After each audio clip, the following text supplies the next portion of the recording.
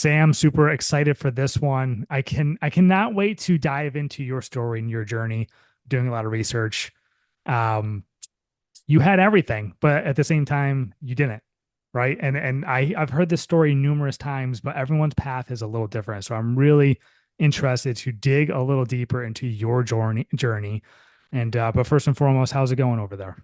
Thank you, Ryan. I appreciate that. And I'm excited to dive into this. And it's always nice to hear people did some research and it resonates and things like that. So yeah, that'll be fun. This is going to be fun. I'm doing well, so thanks for checking in. And I'm just excited to see where this conversation's going to take us. I don't know where it's going to go. I got Yeah. notes here, but sometimes the magic is just letting it go where it goes. And those are the best conversations. So let's just be in it. Let's be present, which I know something that you focus on is being present in the moment, something I suck at unless I'm on the microphone. So I'm going to learn a lot from this episode. So you are an author, you're a keynote speaker, a TEDx speaker, super cool. Just kind of curious. I've talked to numerous TEDx speakers. I never really asked them. How'd that come about? How's it feel to be a TEDx speaker, be on YouTube and thousands of people watching your stuff? How cool is that? Yeah, I mean, I have a story for that we can either unpack now or maybe a little bit later. It might be a little bit of a longer story, but to answer that question directly, it feels great. It also feels like there's some lessons to be learned, and that's the part that we could unpack. You Yeah, know. let's organically get there. The first thing that comes to mind if someone was like, "Hey Ryan, we want you to speak at a TEDx," I think the first thing that comes to my mind is imposter syndrome. Like, what am I doing up here? Did you have any of that? Like, who contacted who to be the speaker, and did you have any thoughts of like imposter syndrome when you're standing up there in front of all these people? Yeah, I mean, I didn't necessarily have imposter syndrome because I got into keynote speaking 2 years before. So I've been, Awesome. in speaking for a while. And for me, how getting into public speaking started was actually teaching yoga and being teaching at my studio that I've been going to for several years, sometimes twice a day when I was in the thick of it, and it also being the number one yoga studio out here in Santa Cruz. Me teaching yoga, I had a lot of imposter syndrome. And then I started to lead men's groups and I started to get more comfortable teaching yoga and leading men's groups and things like that. And then about a year later, I got into public speaking, keynote speaking, and that was actually pretty easy. The hard part was kind of coming up with the content and the flow of the presentation and speeches. But in terms of like speaking in front of people, the yoga teaching yoga actually paved such a good pathway for me because I had major imposter syndrome. One, because the studio I was teaching at is amazing. Two, because I'm a student there. So like some people know me, whatever else. Three, because I'm a man and I still have some of that conditioning being like, oh, am I even, like a yoga teacher? And then the fourth thing being, I'm not even that flexible, you know? Neither am So I. yeah, I had so much coming up in terms of imposter syndrome teaching yoga, but it took me a while to get comfortable speaking on stage. But by the time my TEDx came, I was applying to a lot of different ones, and I was talking with a friend of mine who I met at a boot camp for public speakers, and he kind of became a friend and slash a little bit of an informal mentor. And I was just talking with him about TEDx, and he was like, I've run TEDx, right? I was like, you run one? So I got hooked up through a friend. I think a lot of times that can happen in the speaking world because you start to know people that way. But it took a while to actually get one. I was applying when I was just getting into speaking, and I had a Google document with the most common questions that you would see in a TEDx application. And what I did right was having a Google Doc so I could like copy paste and like apply to a bunch at once. What I did wrong was I wasn't really catering what my talk was specific to that TEDx conference because each of them have different themes. So maybe for anyone listening that might be interested in a TEDx, that could give them a little tip. Yeah, it sounds like a cover letter from when you're applying Yeah, for yeah, good jobs. way to It's put it. like Yeah, copy, paste, copy, paste. Just remember to change the name at the top or you're not going to get that job. fair. Yeah. So you are the founder, the creator of Soul Life Balance, right? You mean that term is yours, Soul Life Balance, correct? Yeah, I mean, as much as anything can, any one of us can be a creator of something, right? I'm thinking about like the collective consciousness and downloads from, higher self or the collective consciousness, whatever we want to say. But when I was in the thick of my depression in 2019, the year I was named Silicon Valley's 40 under 40 list, I sat with the plant medicine ayahuasca. And the message for soul life balance came through in the ayahuasca ceremony. And it makes sense because ever since high school, I was wanting to obtain this elusive state of work life balance. And then in this ayahuasca ceremony, 5 years ago, almost 6 years ago at this point, his message of soul life balance came through. And that was really the beginning of my spiritual journey where I started to make a lot of different changes in my life. And I was just coming off writing my first three books in less than a year. And I knew I would eventually like get into speaking and write a book on soul life balance. But I was so green and so new to spirituality that I was like, I don't know what this is. So it took me like 3 years to really do some deep inner work to be like, oh, okay, this is what the message is actually about. Wow. Wow. Okay. So you've Yeah, a already lot of said things. some impressive stuff. 3 books, 40 was it top 40 under 40 at Silicon Valley. I mean, I also know that you also built $1 million+ business as well. Like you are living the life that a lot of people strive, right? And that's kind of what you thought you should do is aim for those goals and hit them. And then it's what easy cruising the rest of the way, right? You've hit those achievements, hit those accomplishments. That's not how it turned out, and that's not how it turns out for a lot of people when they hit their goals. I know sometimes like the whole more money, more problems type of thing. Also, like I don't know, once you climb that hill, it's like, what's next? What's next? You got to maintain. Maybe I'm wrong, but once you run this business, then you're probably buying a bigger car, you have a bigger house, then you have to maintain all that, and then the status and all that kind of stuff. Um, so I want you to kind of talk to me about your journey and what you thought that you should be doing, and then how you felt when you got there and you hit the peak of what where you thought you should be. Yeah, I mean, I very much had a chip on my shoulder for a lot of different reasons. And I think it kind of stems back to getting a DUI when I was 22, give or take. And I remember coming back to a campsite in South Lake Tahoe, like the next morning after being in jail, and there being some guys there. We had like 30 people. I was in college at this campsite for the 4th of July in South Lake Tahoe. And someone said like jokingly like welcome to the club, and the first thing I thought was like I don't want to be in your club, and I started to go back to my college, like we went back to college to the town, and different parties I was drinking water and things like that, and I was living above the most popular bar in town, top frat, a Monster Energy drinks rep, a spring break rep for an anti-hangover company, like having the college life at party school, Chico State.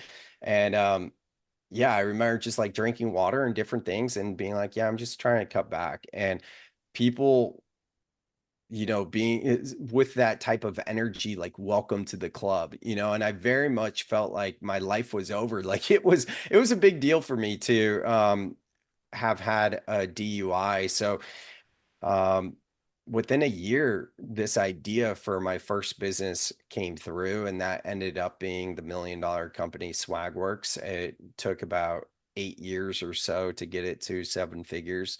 But yeah, I had that chip on my shoulder, be like, I want to prove something, like I'm not mess up. And then when I went home to Silicon Valley after college, you know, being a guy around 2012 that's selling branded merchandise, promotional products, swag, that's not really impressive in Silicon Valley. It's like, what's your startup? What's your thing? And like, you could just feel it. Like people didn't have to say anything. It was just like when the body language would change. So I elevated the company to be like an agency. So we did graphic design, we did video production, but our main thing was promotional products.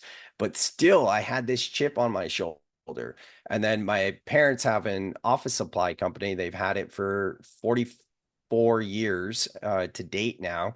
Back then, I was kind of co-joined with their office supply company, and my dad just wanted some press in the local paper. And this is a fun story. So, I was born in 1988. My dad started his business by selling and repairing typewriters. His dad had a business of selling and repairing typewriters. My dad ended up turning that business into an office supply company. So I was writing this story on a typewriter in 2012, and it took me like over an hour to write. Like it was like, Can't how go is this? back. Cannot delete. Yeah, exactly. So I basically wrote out the story. I sent it to a few of the local papers and no one wanted to pick it up. And it was about like, how they're the last remaining independently family owned office supply company in Silicon Valley and like, third, technically calling myself third generation. And now it's a marketing agency. And I was like 23 at the time and I was on the board of the Santa Clara Chamber of Commerce, and the San Francisco 49ers had just moved to Santa Clara. So, there's a lot of big influential people I was networking with. So I felt like I let my dad and my parents down by not being able to get that exposure. So all of that kind of answers that question in terms of like where this all came from. Like it was this chip on the shoulder that at the time too, maybe not the time, a few years later, Draymond Green came on the scene with the Warriors, and growing up a Warriors fan, I really resonated with like and even Steph kind of got snubbed in the draft too, Yeah. and Yeah. I think there's a lot of people that have a chip on their shoulder that use that as fuel. And that was kind of my story. So it sounds like, at least in your early to mid 20s, you felt the need to kind of prove to others, especially with the feedback you were getting about the company that you were running in Silicon Valley compared to others. Correct me if I'm wrong on that, but it just got me thinking, can somebody be happy if they're constantly living in the state of trying to prove others wrong? That's a good question. I don't think so. I think anytime we have resistance, that throws us off of balance within. And if we're trying to prove something because we feel inadequate, that goes directly against everything I'm about. Like in the new book, Overcome the Overwhelm, I have the 6-step breath process. And what it's about is accepting and surrender, then alchemization. There's this toxic movement of toxic positivity, like never entertain a negative thought or feeling, but that actually creates more dis-ease in the body. So going back to your question about like needing to prove someone wrong, like that is in a place of resistance, avoidance, numbing, distraction, and looking for external validation Hmm.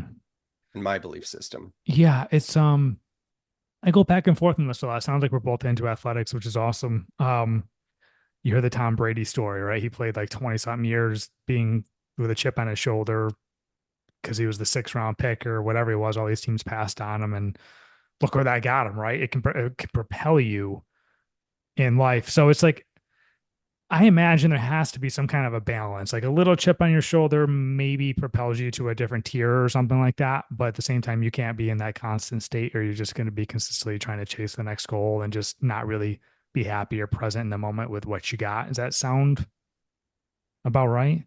Yeah, I think it's going to be different for different people, and that's why I said like in my belief system, because there's plenty of stories.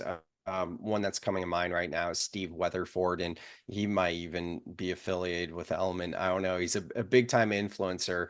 And do you know who Steve Weatherford No, is? explain who he is.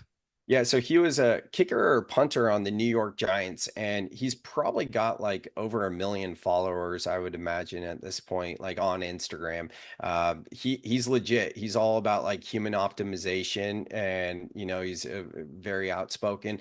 But when to your point of this being a common story, when I started to wake up to like my story and being unhappy once I reached the summit, synchronistically, this was back in 2019. I came across Steve Weatherford's content, and his story was about how he won the Super Bowl with the New York Giants, and how he was like, I thought I'd feel different. I thought this would like I prepared so long, and like, he made a big kick in the game, whatever else, and he was very much a part of it. It wasn't like he was a bench warmer even. And Yeah, yeah. that's just one really good story of what I say is like, for me personally, winning or being named Silicon Valley's 40 under 40 list at just 31 years old. That was like my version of the Super Bowl of what I was chasing in relativity, right?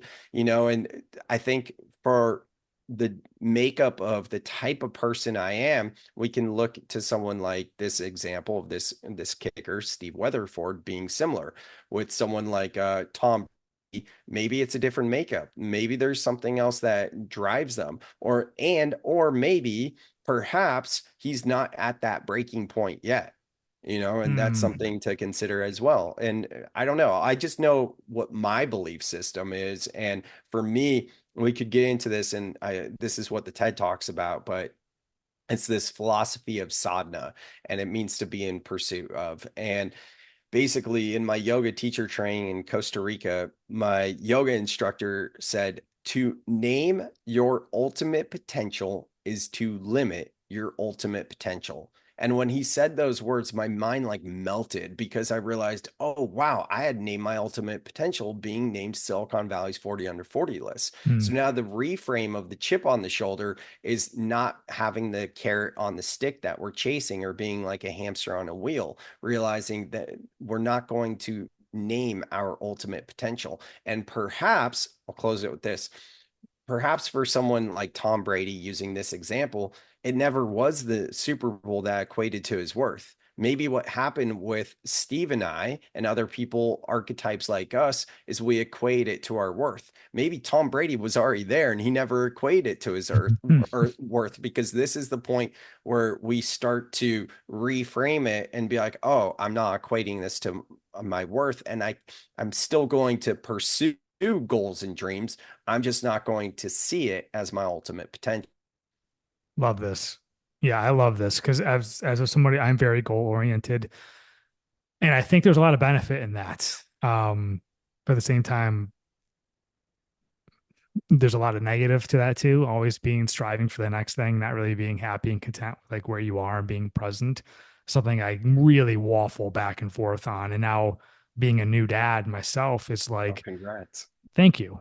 Um, I look at everything a little differently now. What are some of the traits that I want to pass on to my son? What are the things I want my son to see me do? And what are some of the things I don't want him to see me do?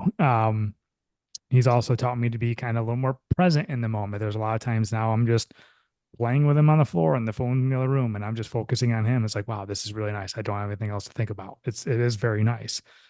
Um, Getting back to your story, so you are named the top 40 under 40, which is your goal. You go from success, or what we deem as success, to depression, to ayahuasca in Costa Rica. We got to connect some links there. I Yeah, get it. I get it. I've had these conversations. Trust me, I've had the conversations with ayahuasca and how eye opening it is for people.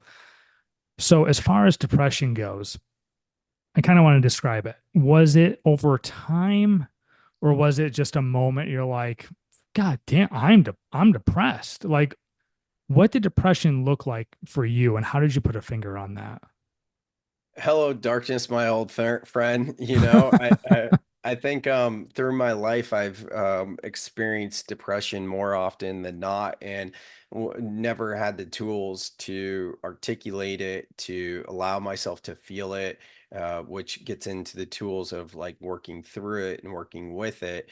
And then one thing I've been thinking and feeling into more recently was a few traumas in college, one of which being that I was in the living room. Speaking of this, wow, it's coming full circle. So when the Giants won the Super Bowl the second time against the Patriots in 2008, I think it was, against Tom Brady, and this was probably the Super Bowl that our friend Steve Weatherford one that I was referring to earlier, myself and some buddies were in the living room, and we were sophomores in college. We didn't do the whole party thing. We actually watched the game. And in the post game, they're talking about like how proud Peyton Manning must be as an older brother, and then Peyton Eli's father Archie, who played in the league as well. It was a very family feel good story, and like I just remember how proud Peyton must be, and them talking about as an older brother, and then. Yeah, at this point, like we're in college, so we're probably like smoking bowls or whatever it was, after drinking, and just kind of decompressing. And then there's a knock on the door, and it's one of our friends. We'll say his name's Pete. His older brother, we'll say his name's Jeff. And Jeff's at the door, and he looks ridiculous. He's a few years older than us. He's wearing cowboy boots. We're in Northern California, so it's kind of like a country college town. He's wearing cowboy boots, Wranglers, a bright red shirt with white lettering that says Sunday Fun Day, and a camo jacket on top of that. Like just looking ridiculous, and you could tell he also just got home from the bars, but he had a concerned look on his face, and he asked where his younger brother was. And we say he's in his room. So he runs to the back room, and he kicks down the door, and we hear a scream. And then the younger brother is hanging, and he ended up dying from suicide. So that was Oh, one of those. that was in the house where you were. Yeah, we were in the living room. Like I saw him, so he Oh he my used God. a electrical cord to hang himself, and I remember seeing him walk out, grab electrical cord, and go back to his room. But like never in a million years would I just. We were like, I think we were smoking cigarettes because I was in college, and smoking when I drank back then, and we all smoked. Um, and I remember him coming out, and he was smoking with us, and he just wasn't there. Like, he just wasn't there, and he just went straight to his room. And then we talked about it. We were like, oh, I hope he's okay. But then yeah, he grabbed the cord, and then he hung himself. So that was one of those traumas in college specifically, where like I just went deeper on like numbing and avoiding everything. Yeah, avoiding myself, drugs, alcohol, all the things, until that summer I was a camp counselor and working with kids and being in South Lake Tahoe. There's Tahoe popping up again.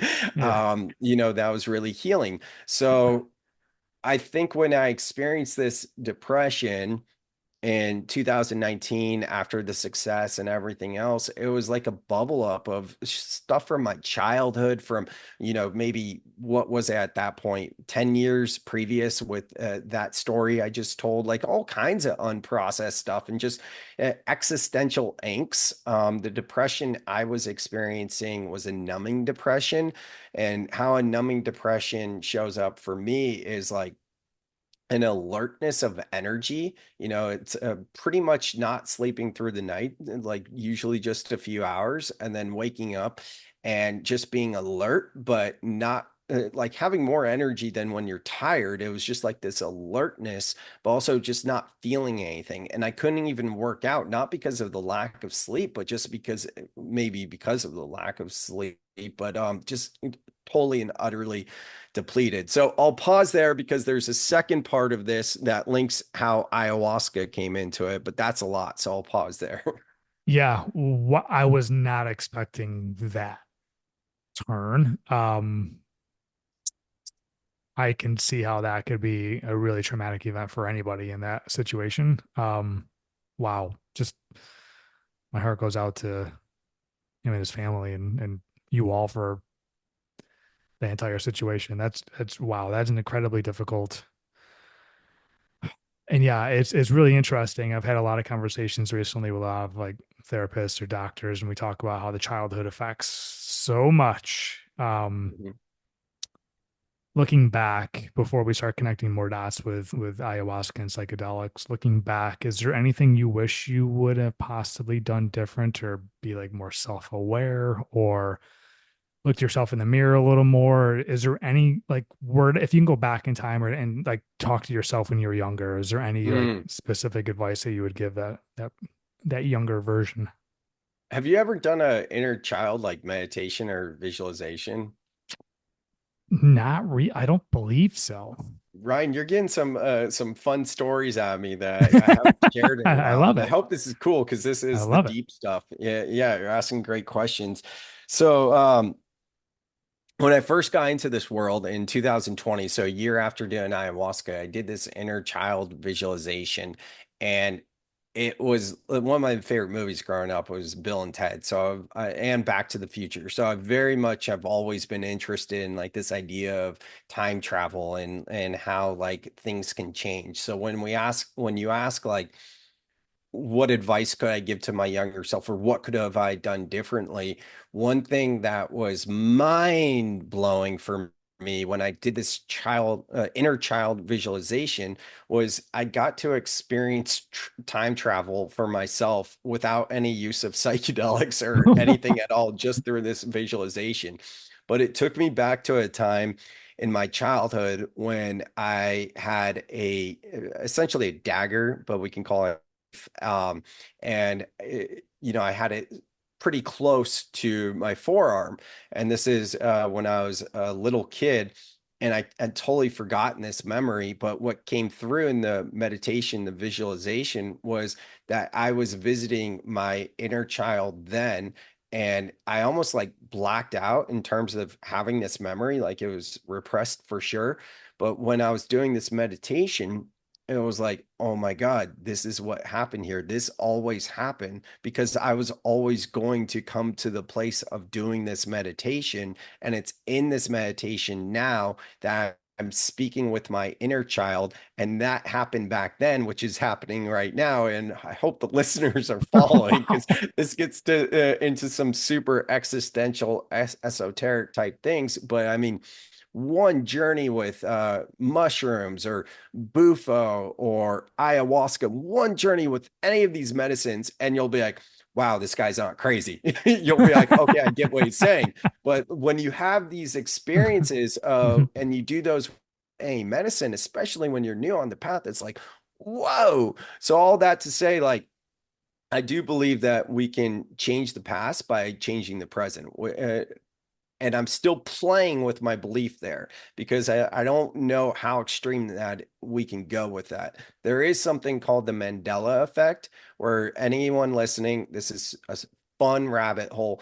Google the Mandela effect, and you'll see all of these different things that show up where it's like, wow, I remember something differently. Like one of them that's coming to mind right now is the Monopoly guy. Does he have a monocle, one eyeglass? I I'm going to say no. Is that Colonel Sanders?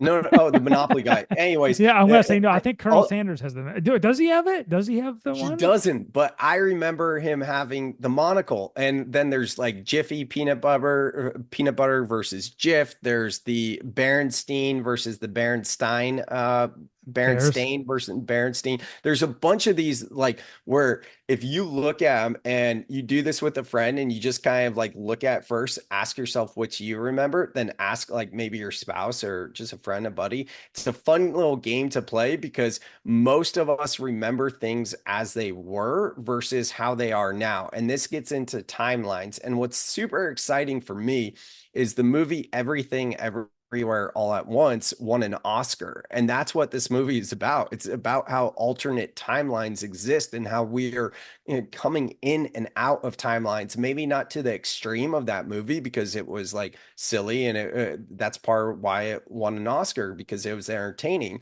but it also has a lot of truth to it as well. So I don't really get caught up in like, oh, I wish I could have done this differently, because not in a way where I'm spiritually bypassing, which that means to justify my belief or behavior based on my spiritual beliefs, but in a way of understanding like everything happened exactly how it was supposed to.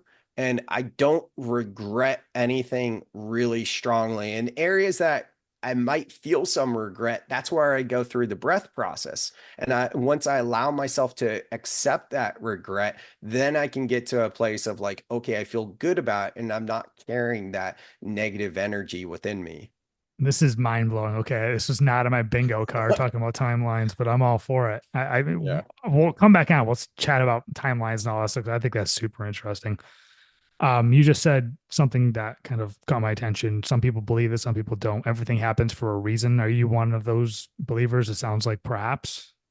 Yeah, I think everything happens for a reason exactly when it's supposed to. And I think in spiritual circles, people use that to the extreme to what I call spiritually bypass and justify a belief system or a way of being. So I just try to be careful with it. I look at things, especially if it's like a perceived setback or failure. I'm like, how is this a setup?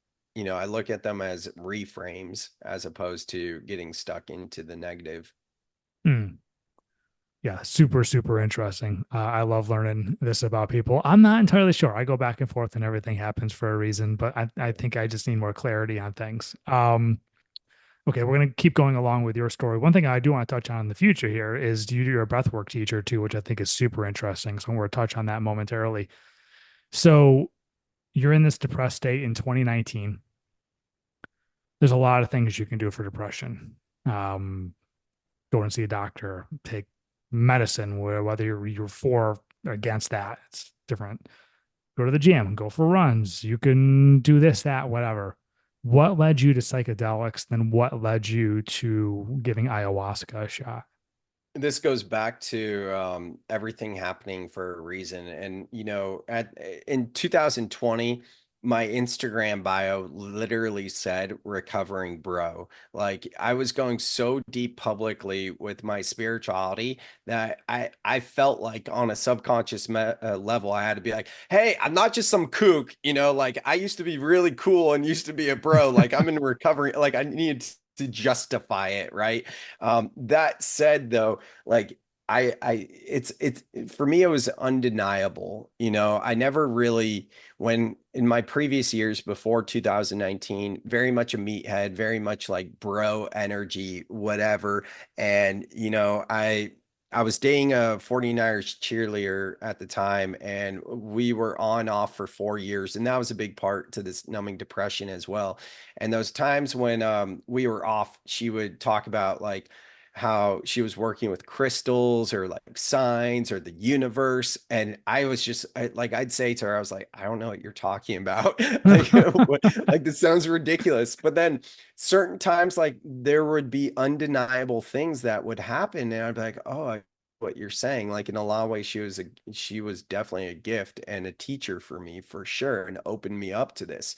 And I was getting into yoga and meditation. I heard Joe Rogan on a podcast in like 2018 or something talk about how he does yoga and how hard it is. And as a man, that gave me that metaphorical permission slip to go to a yoga class. And selling swag and branded merchandise, I had just sold some yoga mats for the San Francisco 49ers. So I had a yoga mat with the Niners logo. So I'm like, oh, I'm a man. See, I like football and I'm going I'm to a laughing yoga class. inside, but this is the way that so many of us think, including myself. So I completely understand what you're Yeah, saying. that's why I'm saying, like, just to see the full evolution here, like, and to paint the picture, because sometimes I'm such a different person that now, and I forget how to connect to people that are like how I was, Mm, right? Because mm. everything you're saying, like, I'm like, yeah, I remember when I felt that way too. And I think it's super healthy too, especially now, like that I go so deep down the spiritual rabbit hole. I meet a lot of people that are just like all cut up in the fluff, and I'm like, well, let's ground a little bit here. So to answer your question about why ayahuasca, there's different things. Yeah, I tried TM, transcendental meditation. I tried a bunch of different things. In 2018, have you seen the movie Limitless Oh, with a long Bradley time Cooper? ago. It was a pill, right? And you can like Yeah. remember everything or something of Yeah. that So nature. this If you guys are into movies, write down Limitless. It's with Bradley Cooper. And just like Ryan said, there's basically this magic pill that helped to light the neural pathways on your brain so you could access more of your subconscious mind, essentially, and just like be in peak performance. Well, that movie came out in maybe like 2013 or something. I don't know, something kind of like that. But now nootropics like say Alpha Brain or any of the Lion's Mane, nootropics are a huge industry. It's like the healthy and safe version of what that movie was about. Hmm. And that includes microdosing as well with psilocybin or even LSD. So back to my story in 2018, synchronistically, like this was weird stuff. My buddy and I had a podcast called What Up Silicon Valley. We interviewed Randy Hahn, who is the voice of the San Jose Sharks, the hockey team. He's an 8-time winner, and he was in the movie Inside Out. So he was part of Inside Out as well. So he's Love a that big movie. name. Love it. Oh, me too. So Randy Hahn, it was a big deal for us to interview him. And we just did this interview.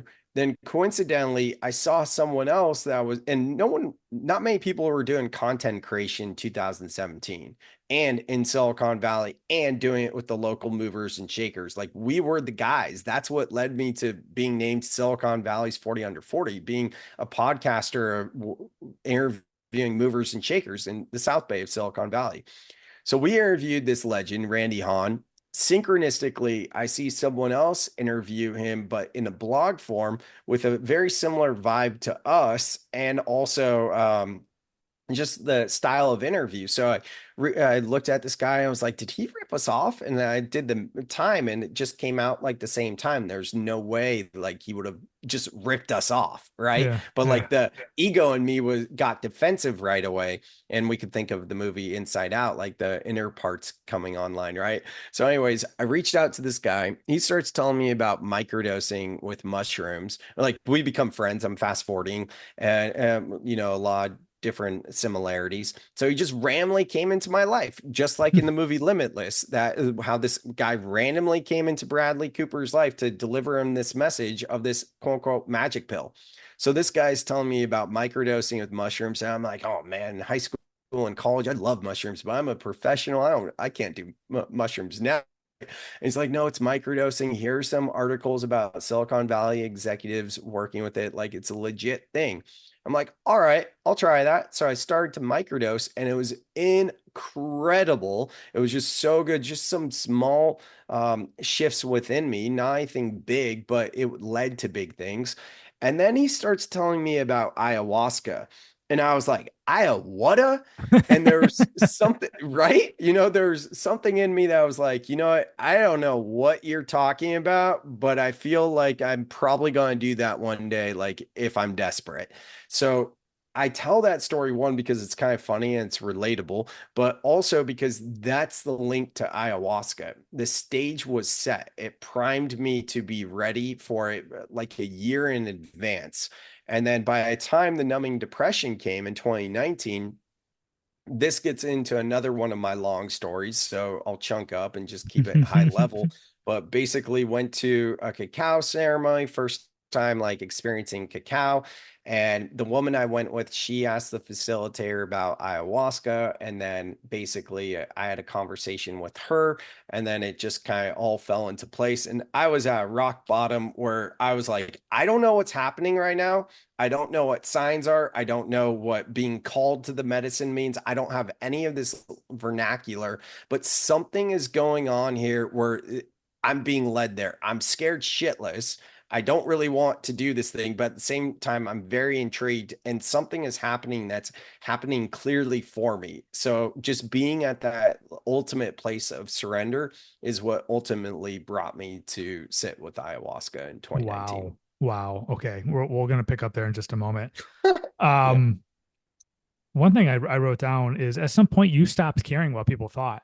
How did you get there? Because if you're writing that like what is like a former bro or recovering bro or on your Instagram, you are very outwardly proud of what kind of like where you are. How did you get to the point where you just stopped giving a shit about what people thought about you?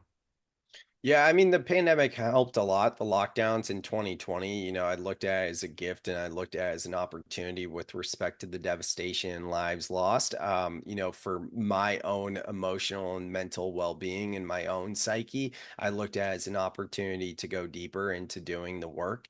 And I joined a community called Fit for Service, which was really helpful to be with like-minded people. And I was learning a lot more too, and it was just baby steps. It went from like recovering bro to like owning your woo as a recovering bro, to just these different evolutions of like content I would share. And then over time, it just was like one thing after another. And by the time I did my yoga teacher training in December of 2021, uh, um, that was the thing that really got me to be like, wow, I don't know why I'm here. I don't want to teach yoga, but again, like just was called here. So I'm here. And the first 2 days I was showing up to like, showing up in the yoga teacher training when we would practice, like giving cues and things like that, not really with my heart. And I was like, what? I gotta show up differently and just pretend like I want to do this. And that was probably the moment where it shifted in me. And then within a week of being at the training, I was like, wow, I do want to go home and teach yoga. And teaching yoga in 2022, like January of 2022, I think that was the pivotal moment of really going from like, oh, I need to like justify this to being like, this is who I am, you know? Mm, that's a great feeling when you get there. If you get there, that's a wonderful feeling where you just stop caring what everybody else thinks. You just focus on you and your happiness. I'm genuinely curious about this. You seem very aware of your signs and surroundings like around you. Um, did you pick that up because of the girl that you were dating?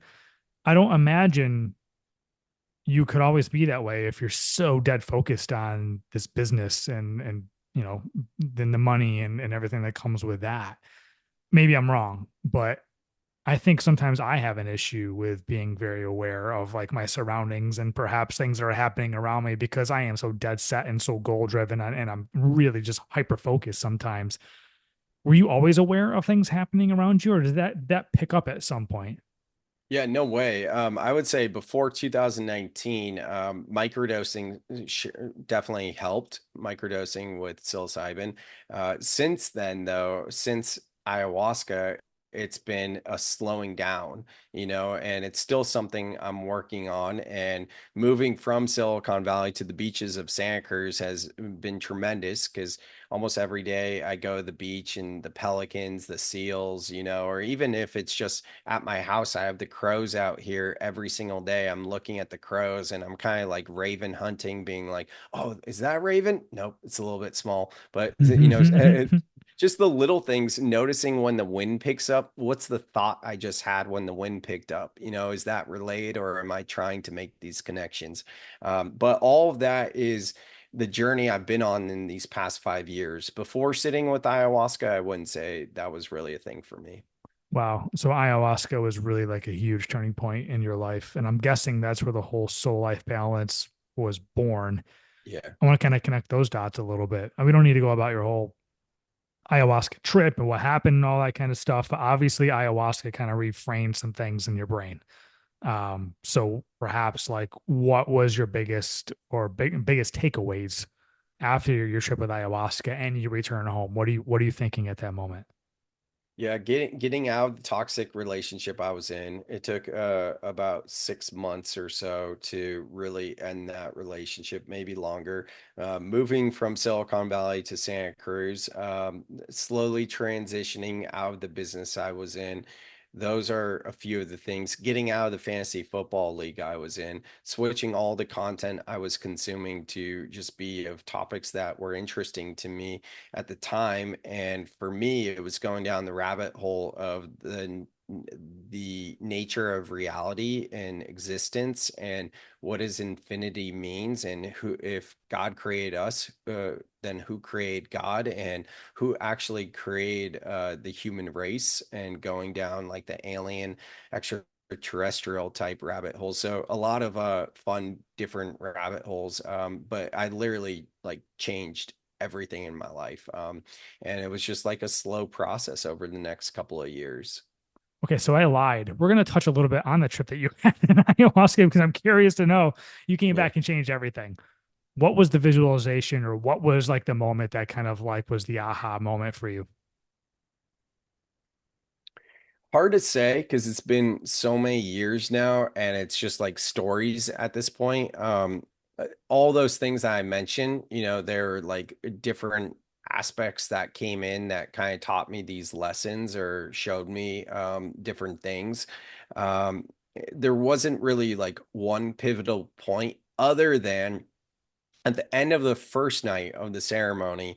Um, there were just some specific synchronicities that came through that helped me to not gaslight myself because after the ceremony was over, typically what they do is they bring out some food and you eat and you're just kind of like laughing if you feel okay with laughing. Sometimes I'm like, how are you laughing right now?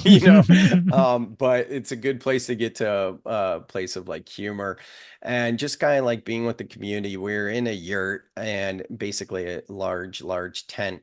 And when I looked up, I was starting to gaslight myself, like being like, did I just lose my mind? And everything I was just shown, like, how am I ever going to be able to do all this or any of this? Like, this seems impossible. And I just started to be like, yeah, I don't know, go down a negative path. And then I looked at the altar, kind of like in the middle where it's got candles and different things and crystals.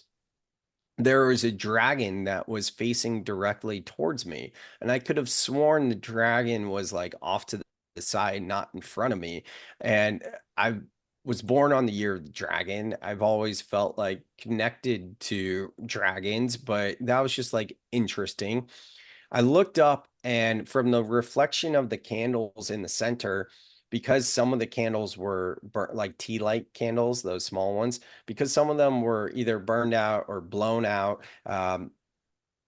For me, when I looked up at the top of the yurt, I saw a smiley face directly looking at me. But anyone else's vantage point, they wouldn't have that smiley face or any other smiley face. One of the things that came up that I didn't mention was around my dog Riley and her needing to go live with my parents for several different reasons. And one of the girls in our ceremony, she had brought her dogs, and the dogs were outside the tent. They were somewhere out, in someone's room or something. And all of a sudden, like I just had the dragon thing, I had the lights, and I'm starting to gaslight myself, and I'm starting to come around like these are interesting signs, if you will. Hmm. I'm like, Hmm. but they're not that clear. And I'm starting then all of a sudden, and I do remember this pretty clear. I started to be like, there's that thing with my dog Riley. How is she ever going? Am I abandoning her? It's sending her to my parents. Are they going to be okay with it? What am I doing? Like all these thoughts and just be like, how I love her and I want her to live with me and all of this. And then all of a sudden the facilitator walks in and she goes, oh, I just checked on the dogs and they're perfect. They're just cuddled up on each other. They're just so happy and they're just such pack animals. And one of the big messages that came through in my ceremony as it relates to my dog is my dad bred her mom. So my parents have her mom and they have her sister. And her mom and her sister are very calm golden retrievers. Mine is a nut. She's insane. And with my Hmm. my hustle lifestyle and all the different things, like it just wasn't fitting anymore. And I was like, if any of these dogs like Riley needs to be with the pack. She needs to be like I literally had this thought. So then the facilitator came in using like the same type of terms and vernacular that was going through my mind. And that's where that would be the moment where I was like, I don't know what's going on. Like this is kind of freaky. You know what I mean? So yeah. As a dog person and someone that's had a dog for over 2 decades, I completely understand like how that would be such a stressful situation. I love my dogs and parting with them would be one of the hardest things I could ever do. So I completely understand that stress. So where in the world does soul life balance come out of all of this? And what is the definition of that?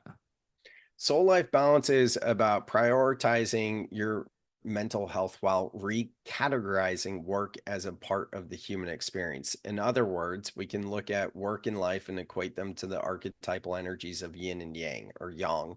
And the yang energy is the archetypal energy of the masculine. And I'm not talking about the masculine like genitalia. What I'm talking about when I say archetypal is the energy. So the qualities of yang or the qualities of the masculine is outward expression. It's about how we show up in the world with our five senses. It has everything to do with obligations and responsibilities. The yin energy is equated to the feminine, which we all have the feminine in us as well. And the yin energy or the feminine is about the internal world of our mental and emotional well-being. And for those of us that feel a connection to something greater than the human experience, maybe religion and or something like spirituality. So now that we can see the the the energies of yin and yang, we can equate that to work-life balance. And we can see that both work and life is that yang energy because it's obligations and responsibilities and how we show up in the world. So, first and foremost, me being someone that was chasing work life balance and having had a seven-figure business while working less than 4 hours a day, I clearly had work life balance, right? Yet it wasn't enough. So, this led to the reframe of soul life balance, where soul is about the inner world, our mental and emotional state. And it's about prioritizing that and recategorizing work as part of life. Furthermore, which gets into some conspiracy theories here, is like if we look at the term work life balance, we can see that the W in work is obviously closer to Z than the L in life. Well, typically in terms like this, the letter that is closer to the A, not always, but typically, it would be the letter that is closer to the A would go first. Therefore, it should be life work balance. And life work balance makes a hell of a lot more sense than work life balance because the way work life balance is positioned is about our mental and emotional well being. I don't know the actual origin of like if there was, people in the committee being like, what should we call this thing? And it was like, oh, work-life balance. But we can see the subliminal programming of saying work before life and how that impacts our subconscious mind. So what my invitation is for anyone is to at least extend this version of work-life balance to life work balance because I understand the idea of soul life balance can be triggering to some for sure. But for me and for anyone that wants to improve their mental and emotional health, which would be anyone that's into personal development and bettering themselves, then I would encourage to prioritize soul life balance as opposed to life work or work life balance. And the message came through and that first night of the ayahuasca ceremony. At this point, I don't even remember how it came. I just remember being like, I don't know what to do with that. And it took me over 2 years, 2 to 3 years to really unpack that and to embody it and figure out like what it meant. And then in 2022, I published my fourth book called Soul Life Balance, a guide to igniting and integrating spiritual awakenings. Amazing. Congratulations on that. Thanks. You were losing me for a moment when you said the alphabet thing, but you grabbed me right back in when you said the whole live life work balance instead of work life balance. Completely understand that. As if somebody, I do marketing, do a lot of design work, stuff like Mhm, that. It's mhm. always like the first word or the first person you put on is always a priority. When you write an email, I think everybody thinks about who do I want to type in first and then who's like BCC'd or CC'd or whatever it is afterwards. We're always like focusing on who we want to do first. So what you said there makes complete sense. And that term, I think a lot of us have heard, what is it? Work to live, not live to work. Something I try Yeah. to focus on a lot. Ooh, it is hard. It is hard. It's like once you're in this hamster wheel of life and working, and then you just have all these responsibilities and priorities. Then you got the bills, and then you got the paychecks coming in, and you got to pay everything off. And it's like, how in the world do you just step out of that if that's what you're looking to do?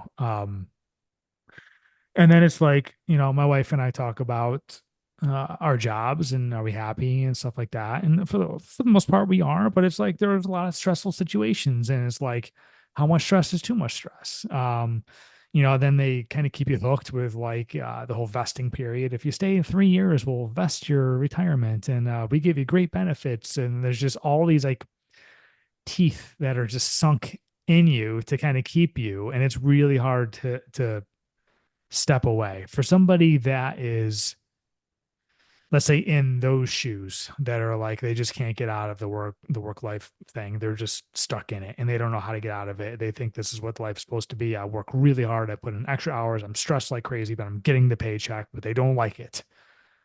Where would you suggest perhaps they start to look and give them perhaps the confidence that they can actually step back and step out of this wheel of life? Yeah, it's such a great question. I understand that. When I was writing Soul Life Balance, I didn't have the answer to that question. And I extremely struggled in writing that book without having the answer to that question. And I think that is one of the most challenging things, especially with spiritual awakenings. The number one constants I see, and most people would agree with, is a career transition is looming. So, career is like one of those things that hasn't fully been addressed.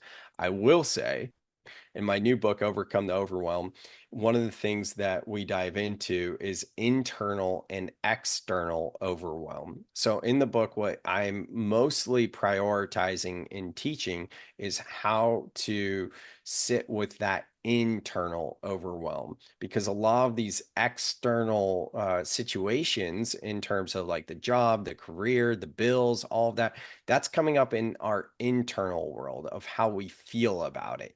So I believe first that we need to do the shadow work. And I talk about that in the book as well. That's the term Carl Jung coined, which means to make the unconscious conscious.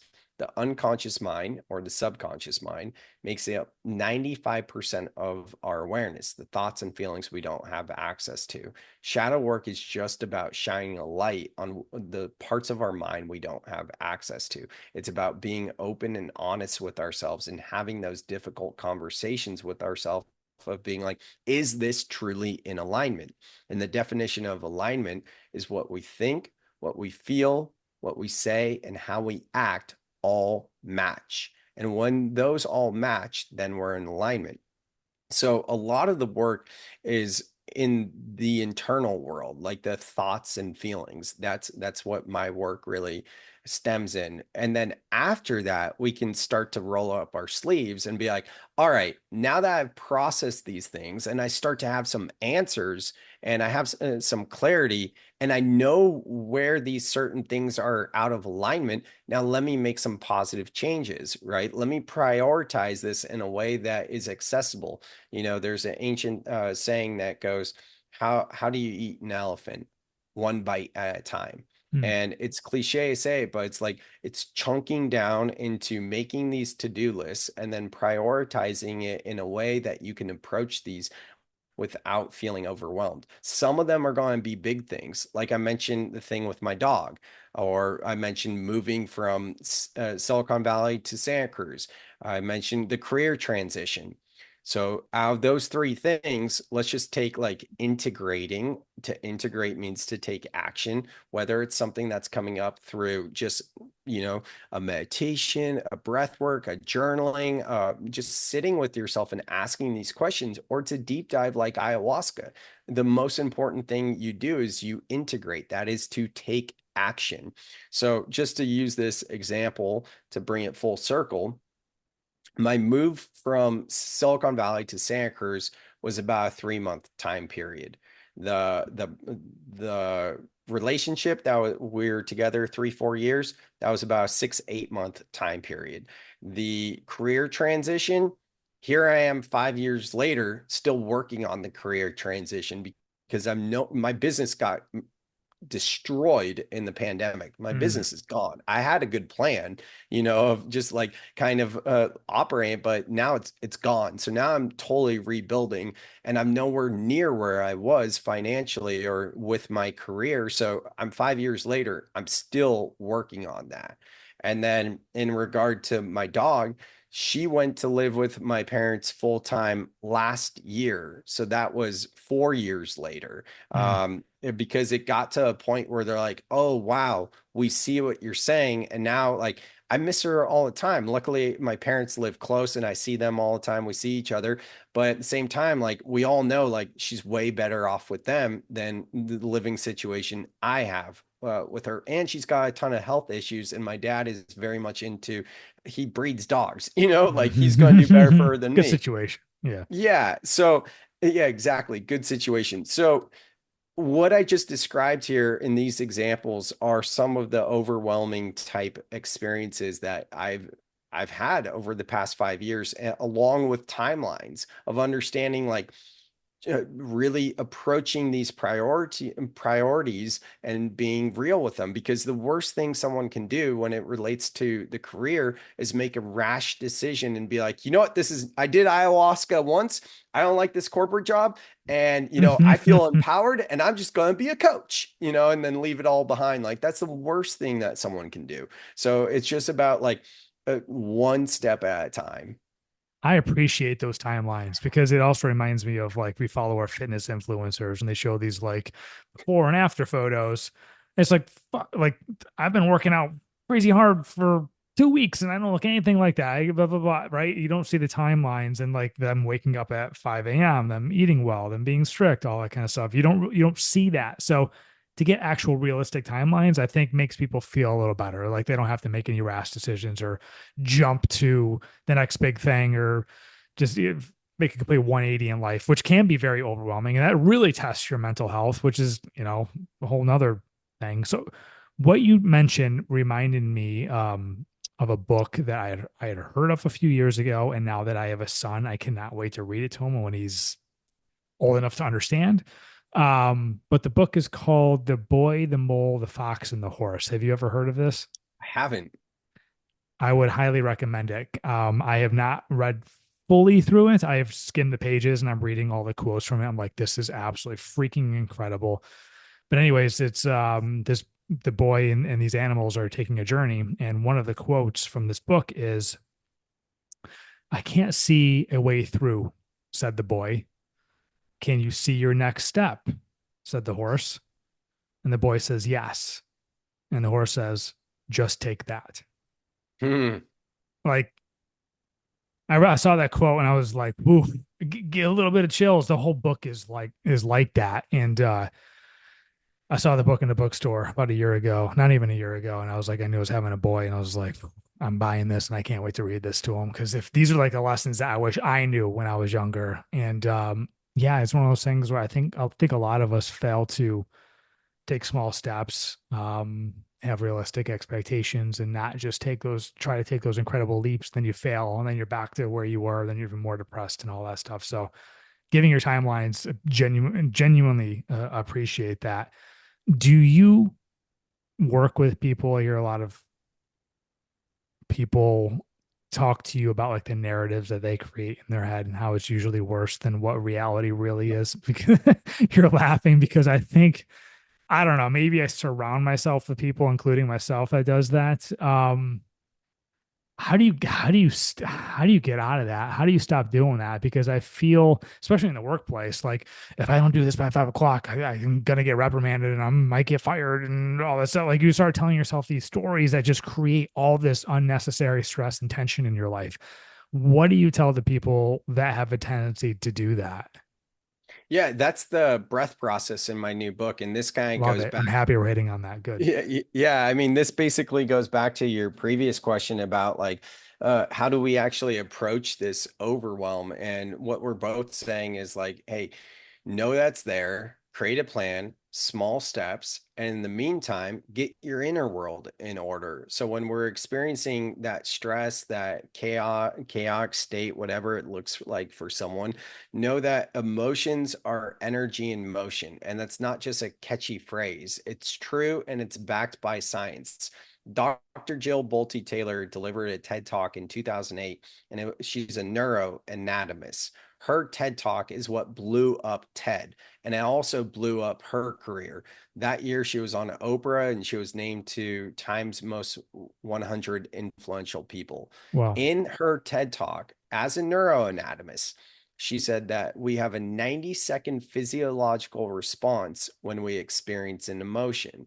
Now, if we stack this with emotions being energy that are in motion, most of us don't want to feel that stress about the deadline coming up or whatever it might be. So we numb, we distract, we avoid ourselves. Whereas if we can allow ourselves to feel that energy, it moves through us. But when we distract it, it gets stuck and it gets stored in the body. Then the Mm. next stressor comes up. Then we have more stress. And then we have this. And then we have that. And then we have so much stress and we don't know what to do with it. So the number one thing you can do is catch it in the moment. Now, I could go so much deeper about nervous system regulation, breath work exercises, breath work journeys.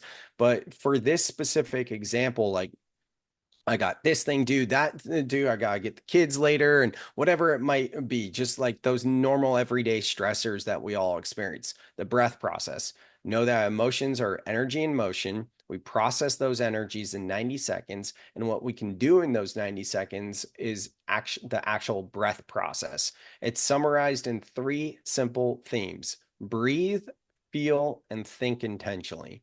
Those are the themes. So it's like, hey, if anything, when those stressors come up, remember you can process it in 90 seconds. If you breathe, meaning you allow yourself to slow down, if you allow yourself to feel those energies and do the shadow work, ask what those energies are revealing to you.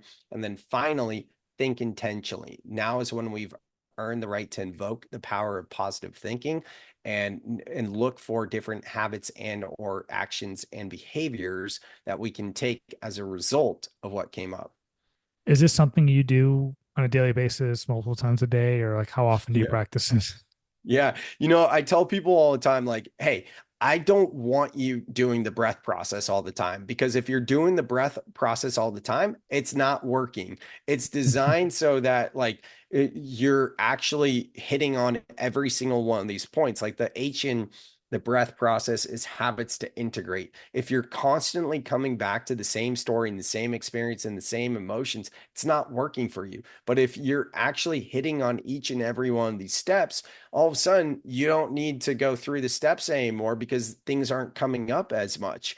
And when things do come up because they're new, they're different, whatever it is, now it's on autopilot. You're like, okay, let me just breathe, feel, think intentionally. That's the three themes of the 6 step breath process summarized. But like when you first go through it, it's like, okay, there's a different chapter for each of the steps in the book, and this is what I give keynotes on, so it's a lot to unpack. But like after you've tried it a few times and you build it into just your way of being, it gets to a place of autopilot. Like I go to the gym just to use the steam room.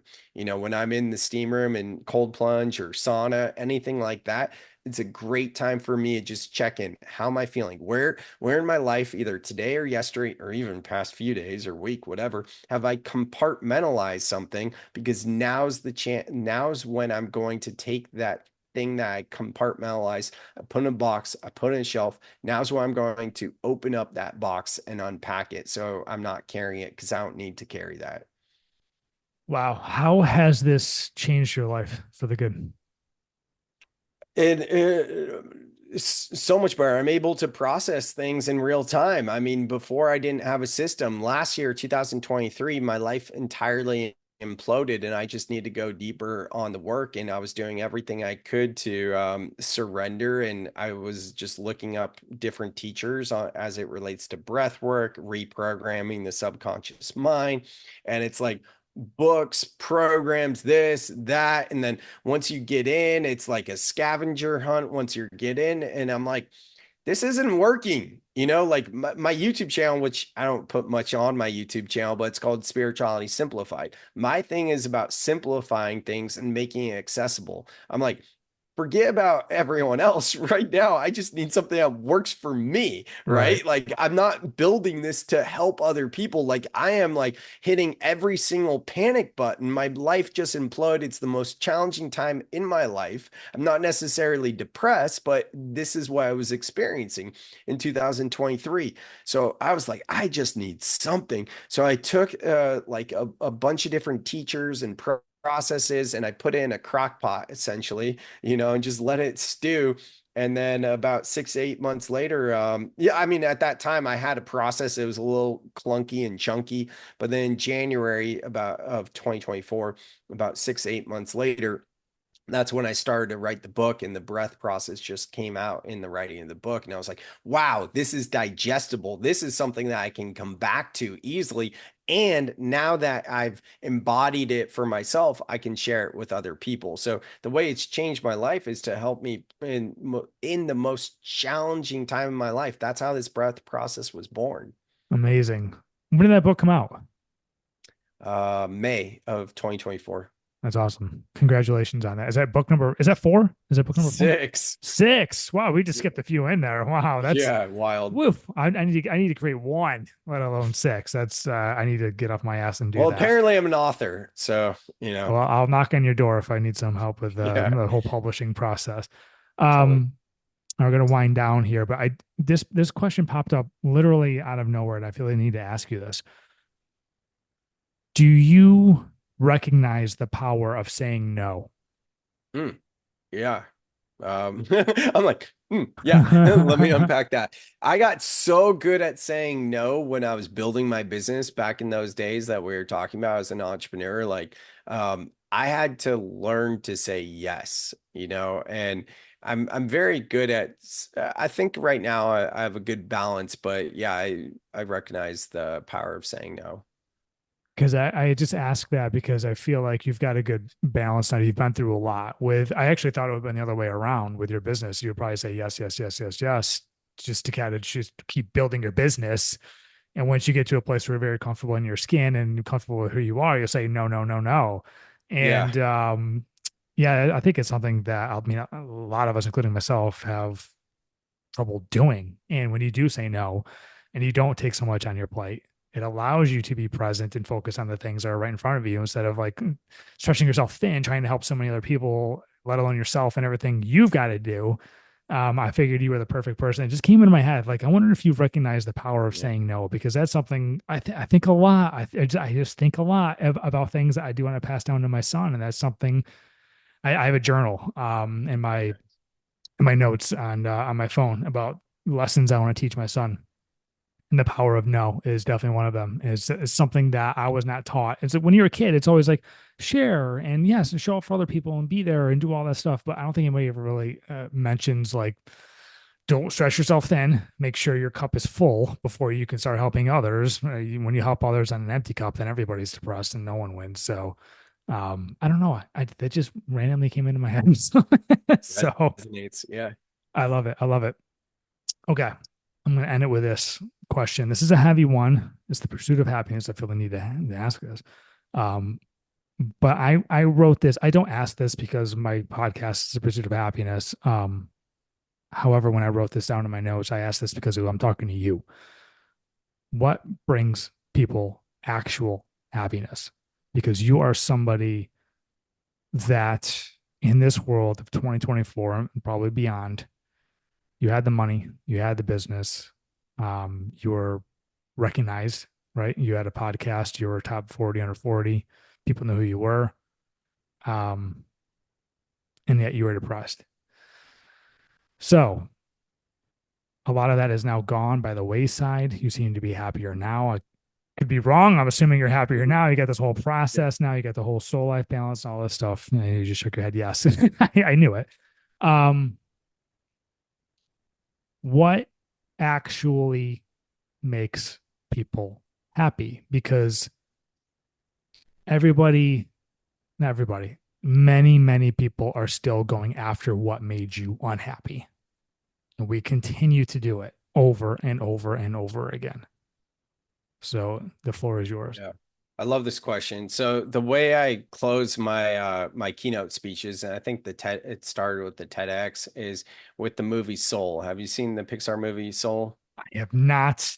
I Oh, watched your TEDx and I was like, I gotta see that movie. Yep. that's a good one to watch with your son too. Yeah, that's a fantastic movie. But for anyone listening, as a refresher or introduction to the movie, it's about this character who has a near-death experience and is gifted a second opportunity to live his life. And at the end of the movie, it's not really a spoiler, but at the end of the movie, he's asked, what are you going to do with the rest of your life?